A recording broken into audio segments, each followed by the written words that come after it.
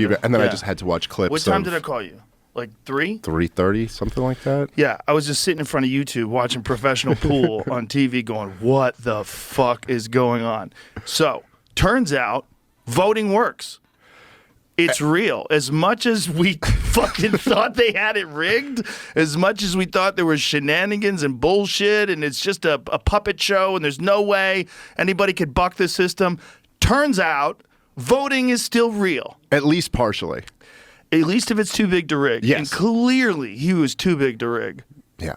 Wasn't it? It was crazy because it was like for weeks, especially in the close of the campaign, it was one of those things where it felt like, it almost felt like 2008 when Obama was running against McCain, and it was just so obvious Obama was running away with this. Everything you could see and observe, his crowd sizes, the enthusiasm, the culture, it was all behind him. But at that time, the polls were reflecting what you saw everywhere.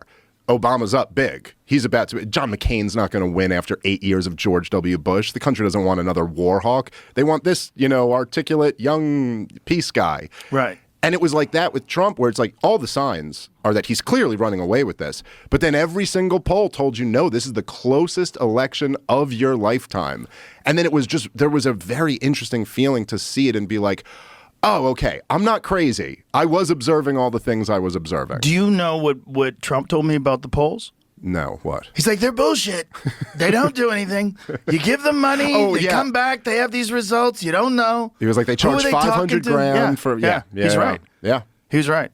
And the media gaslit us to the absolute limits of their ability. The absolute limits.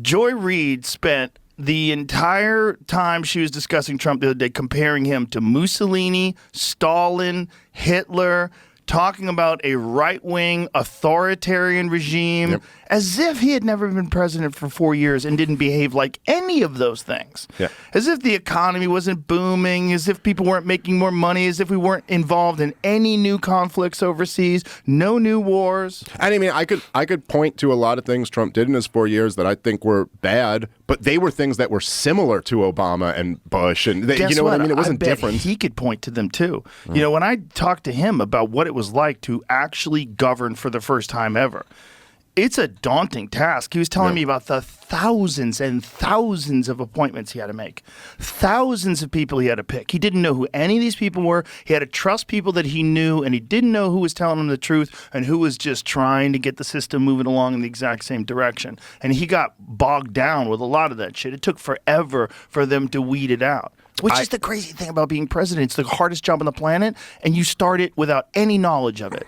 Well, and I mean, a little bit of that's on him because there were some people who he probably should have known. What I didn't like in his answer about that to you is that then he kind of pivoted to talking about how John Bolton was actually really good to have there because he was terrifying. He's terrifying and he's crazy. Oh, this guy wants war with everyone. But the problem is that, that's not how it went down. John Bolton ruined the North Korea deal. It's not like it was successful and the North Koreans were so scared of John Bolton that they wanted to talk to Donald Trump. They were at the meeting. They were willing to talk to Donald Trump. And then John Bolton came in and they were like, these guys are psychopaths. I don't want to make a deal with them. That mustache alone. And I will say, look, man, I was rooting for Trump last night as much as anybody in this country was. Not as much as Tony Hinchcliffe.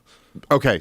Second most. Second to Tony Hinchcliffe. Tony Hinchcliffe. More Puerto Ricans voted for Trump than ever by up 26%. He was so... Well, but wasn't it and wasn't that just one of the look, there's obviously a huge series of these things where the Democrat establishment and the corporate media, but I repeat myself, it's death by 1,000 self-inflicted wounds. Yes. But it is almost as if it's like their whole thing relies on lies. Right. It's just all lies. And they have their eyes shut and their fingers in their ears, and they're going, no, nope. We're just pretending reality is the thing we want it to be. Exactly. They don't want to get slowed down